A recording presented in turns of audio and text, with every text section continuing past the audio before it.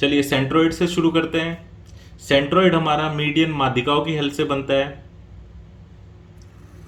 एक ट्रायंगल है A B C, A B C. यहां एंगल ए से एक मीडियन खींची जाती है जो बीसी को डी पर इंटरसेक्ट करती है, जिससे BC दो बराबर हिस्सों में बढ़ जाती है। इसी तरह एंगल बी से AC पर एक मीडियन डाली जाती है जो E पर AC को बाइसेक्ट करती है। इसी तरह एंगल C से AB पर एक मीडियन डाली जाती है जो AB को F पर काटती है। और जहां पे तीनों मीडियन आपस में एक दूसरे को काटते हैं उसे हम सेंट्रोइड बोलते हैं। इसका अगर हम नाम दें G, तो जो सेंट्रोइड है, जो पॉइंट G है, वो AD को 2:1 के रेशियो में काटता है।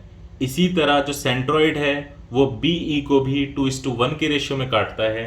तो यहाँ हमारे पास जो AG है, AG यानी एंगल से सेंट्रोइड की तरफ अपॉन में सेंट्रोइड से साइड की तरफ GD, इसी तरह एंगल से सेंट्रोइड की तरफ BG अपॉन में सेंट्रोइड से साइड की तरफ GE, और इसी तरह C से G और G से F, ये सभी 2:1 के रेशियो में बढ़ जाते हैं।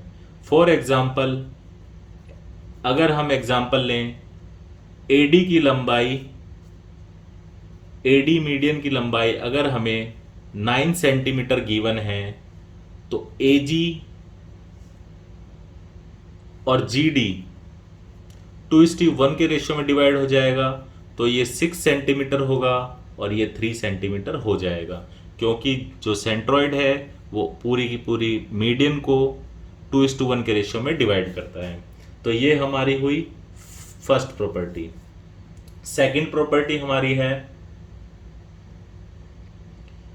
सेकंड प्रॉपर्टी अगर आप इसमें देखें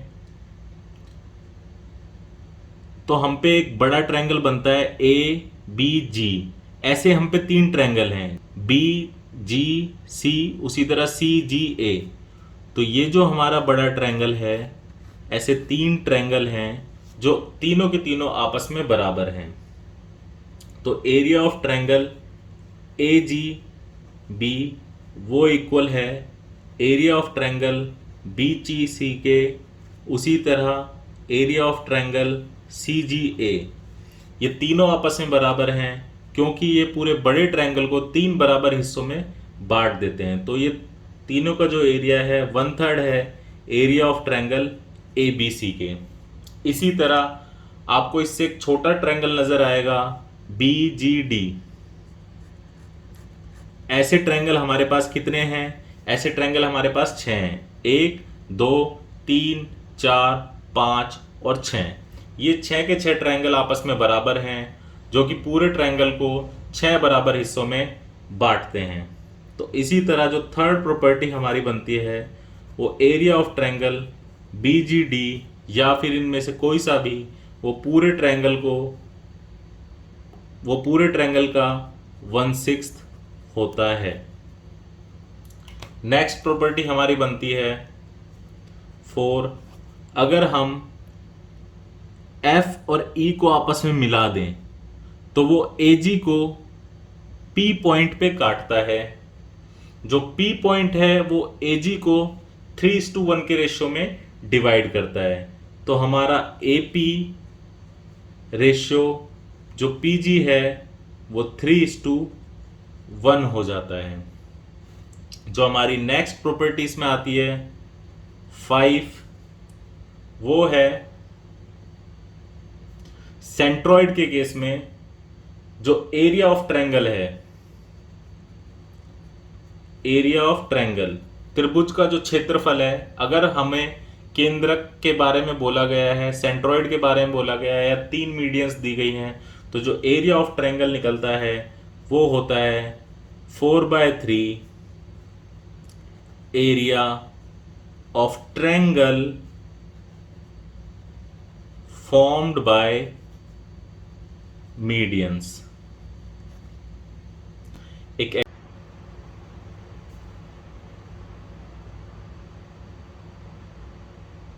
एक ट्रायंगल दिया गया है ABC, जिसमें 3 मीडियन बने AD, BE और CF।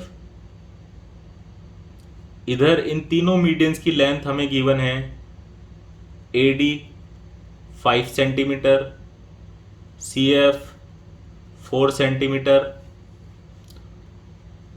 और BE 3 सेंटीमीटर। और हमसे पूछा गया है कि ट्रायंगल ABC का एरिया क्या है। तो इस केस में हम इन मीडियंस की लेंथ को मानेंगे कि ये ट्रायंगल की लेंथ है और इसका एरिया निकालेंगे और उसको हम मल्टीप्लाई कर देंगे 4/3 से। तो देखिए पाइथागोरस है, एरिया हमने लगाया 1/2, बेस इंटू हाइट 4 इंटू 3 और ये कट जाता है तो ये आ जाता है 8 सेंटीमीटर। तो ये एरिया ऑफ ट्रायंगल आ जाएगा। इस फॉर्मूले का हमें इस तरीके से यूज करना है। सेंट्रॉइड के केस में जो नेक्स्ट प्रॉपर्टी बनेगी, नंबर 6, साइड निकालना, भुजा निकालना। तो भुजा होती है 2/√3 इंटू में कॉरस्पॉन्डिंग मीडियन। तो जब साइड निकालनी होगी, फॉर एग्जांपल अगर हमें BC की वैल्यू निकालनी है कि BC कितना है, तो BC आ जाएगा हमारा 2/√3 और उसकी कॉरस्पॉन्डिंग मीडियन हो जाएगी AD। इसी तरह BA की कॉरस्पॉन्डिंग मीडियन क्या होगी, FC। तो हमें जोन सी साइड निकालनी है, अगर BC निकालनी है तो इसी की कॉरस्पॉन्डिंग मीडियन हमें यूज करनी पड़ेगी। और जो हमारी नेक्स्ट और लास्ट प्रॉपर्टी जो इसमें होती है 7, तीनों साइड्स का स्क्वायर का सम, AB का स्क्वायर प्लस में BC का स्क्वायर प्लस में CA का स्क्वायर, तीनों भुजाओं का स्क्वायर इक्वल टू बराबर होता है 4/3 तीनों मीडियंस के स्क्वायर के, AD square plus BE square plus CF square के। तो ये तो था हमारा सेंट्रॉइड के बारे में। अब हम नेक्स्ट समझते हैं इन सेंटर। नंबर 2